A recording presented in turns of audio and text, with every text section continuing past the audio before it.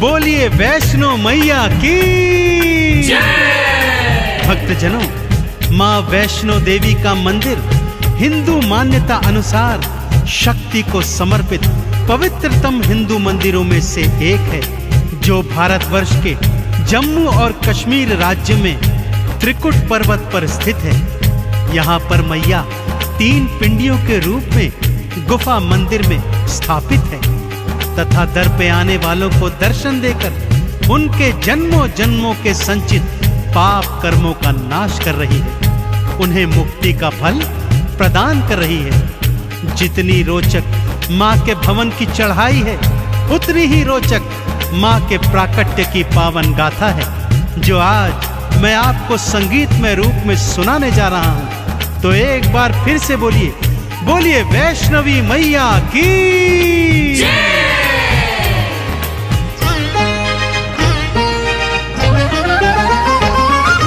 वैष्णो माँ नारायणी वैष्णवी वरदायिनी, पिंडी रूप में दर्शन देती भव से पार लगायिनी। वैष्णो माँ नारायणी वैष्णवी वरदायिनी, पिंडी रूप में दर्शन देती भव से पार लगायिनी। वैष्णो मैया नमो नमः, माँ वैष्णवी नमो नमः, पिंडी रानी नमो नमः, माँ कल्याणी नमो नमः। वैष्णो मैया नमो नमः, माँ वैष्णवी नमो नमः, पिंडी रानी नमो नमः, माँ कल्याणी नमो नमः।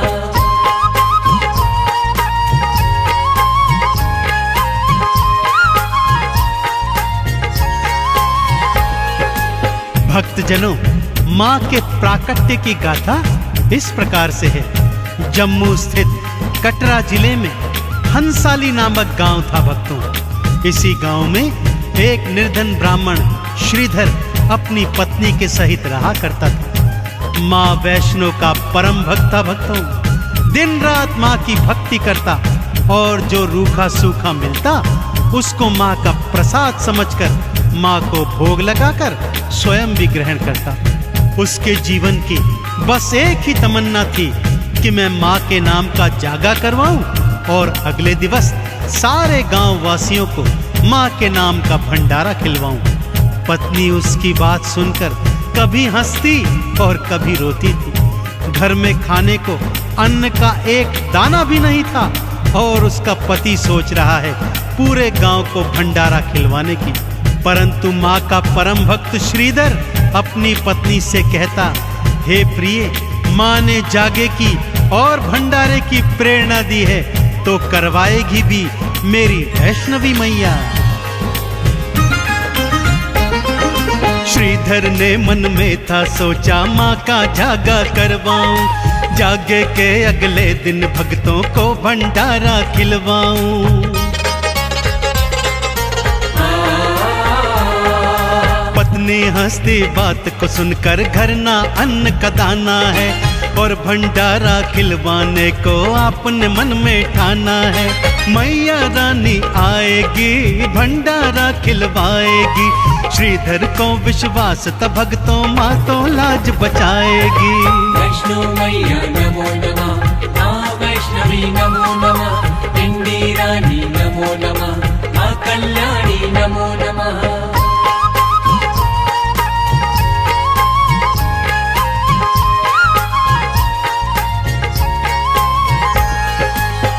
और एक रात उसे स्वप्न में माता वैष्णो के दर्शन हुए।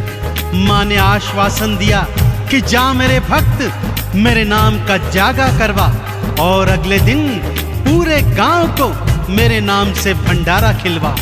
श्रीधर अगले दिन सुबह सुबह उठा और माँ का नाम जपते जपते पूरे गांव को जागे का और भंडारे का निमंत्रण देने निकल गया।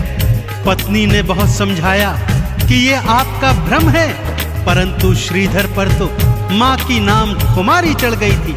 सारे गांव सहित वो भैरवनाथ और उसके शिष्यों को भी भंडारे का निमंत्रण दे आया। सबके मनों में कौतूहल है कि भला ये दरिद्र हमें क्या भंडारा खिलवाएगा। अगले दिन सब जागे में गए और फिर भंडारा खाने पंगत में बैठ गए। घर में अन्न का एक दाना भी नहीं और सारा गांव खाना खाने बैठा है कि तभी सब क्या देखते हैं, एक लाल चुनर ओढ़ी छोटी सी कन्या श्रीधर श्रीधर कहती हुई आती है और भोजन का पात्र उठाकर उसमें से 56 भोग निकाल निकाल कर सारे गांव को खिला रही है। श्रीधर की आंखों से खुशियों के आंसू छलक रहे हैं। भक्तों, मैया का चमत्कार ऐसा ही है।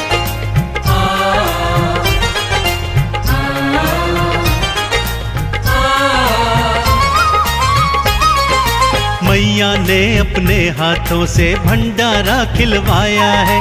श्रीधर तो खुशियों में झूमा, मन ही मन हर्षाया है।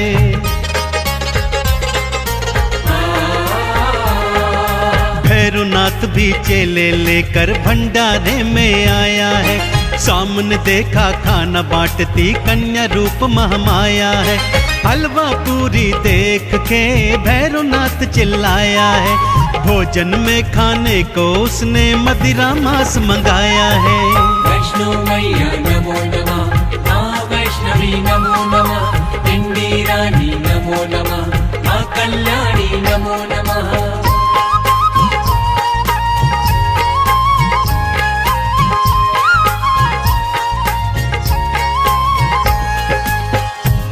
वैष्णो मैया ने भी अपनी माया चला दी। भक्तों, मांस के थाल और मदिरा के प्याले आ गए, परंतु ज्यों ही भैरवनाथ ने मांस का टुकड़ा उठाया, माँ की कृपा से हलवा चना बन गया। मदिरा उठाई तो वो माँ का चरणामृत बन गया।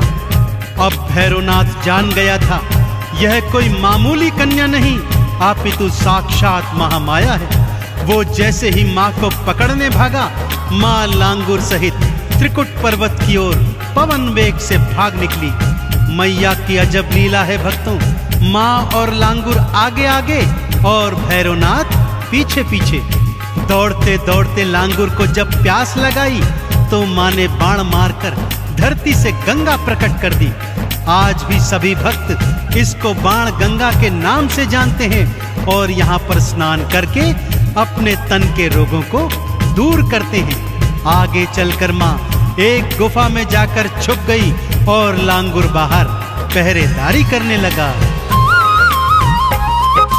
भागते भागते वैष्णो रानी एक गुफा में थी आई। मैया अंदर छुप गई और बाहर लांगुर अगवाई। 9 महीने तक लांगुर और भैरवनाथ का युद्ध हुआ। युद्ध भयंकर था, भक्तों पर कोई परिणाम नहीं निकला। मैया क्रोध चढ़ आई है, गुफा से बाहर आई है। भैरवनाथ से युद्ध करन को हाथों खड्ग उठाई है। वैष्णो मैया नमो नमः, माँ वैष्णवी नमो नमः, इंदी रानी नमो नमः, माँ कल्याणी नमो नमः।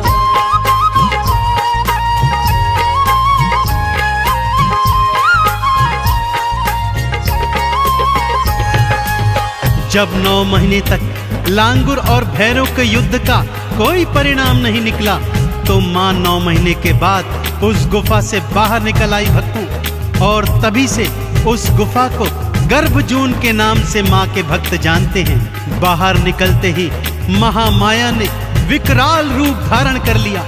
8 भुजाओं में अनेक अनेक अस्त्र शस्त्र धारण किए और माँ भैरवनाथ से युद्ध करने को तत्पर हो गई।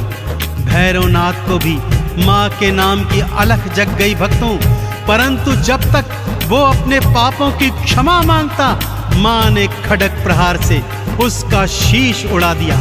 भैरवनाथ का कटा शीश दूर जाकर भैरव घाटी में गिर गया और वो कटा शीश माँ के नाम का सुमिरन करने लगा।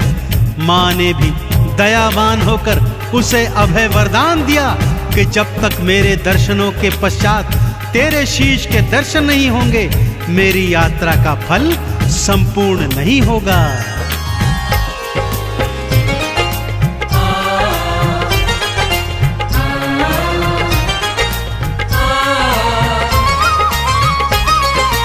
फटे शीश ने भैरों के जब माँ की अलख जगाई थी, उसको अभय वरदान देने आ गई महामाई थी।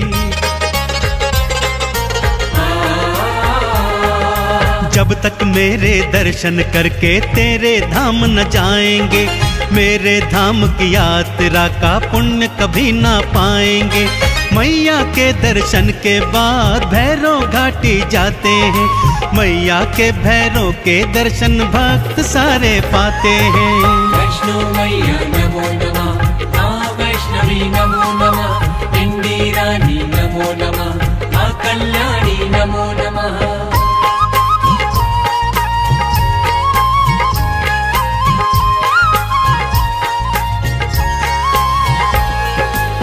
अब आइए भक्तों, आपको माँ के भवनों की सैर करवाता हूँ। सबसे पहले आता है माँ का परम धाम कौल कंढोली, फिर आती है बाण गंगा, जहाँ भक्त लोग स्नान करके अपने तन के रोगों को दूर करते हैं। थोड़ा चढ़ाई चढ़ने के बाद दर्शन होते हैं चरण पादुका के, जहाँ एक शिला पर माँ के पावन चरणों के निशान हैं।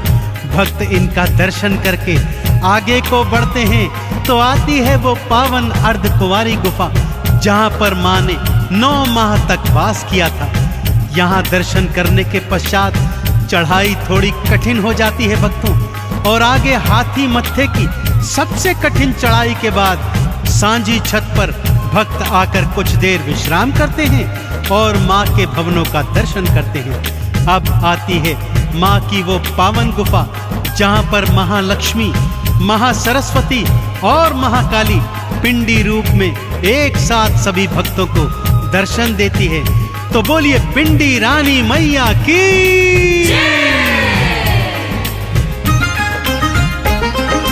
ऊंची चढ़ाई ना घबराना, मैया आप बुलाती है, हाथ पकड़कर बच्चों को वो भवनों पे ले जाती है। नारियल का भोग लगाते, चंदन तिलक लगाते हैं, मैया रानी के भवनों से मुक्ति का फल पाते हैं। लाल चुनर जो मैया को हाथों से पहनाते हैं, भवसागर में कभी न डोले पार वो लग जाते हैं।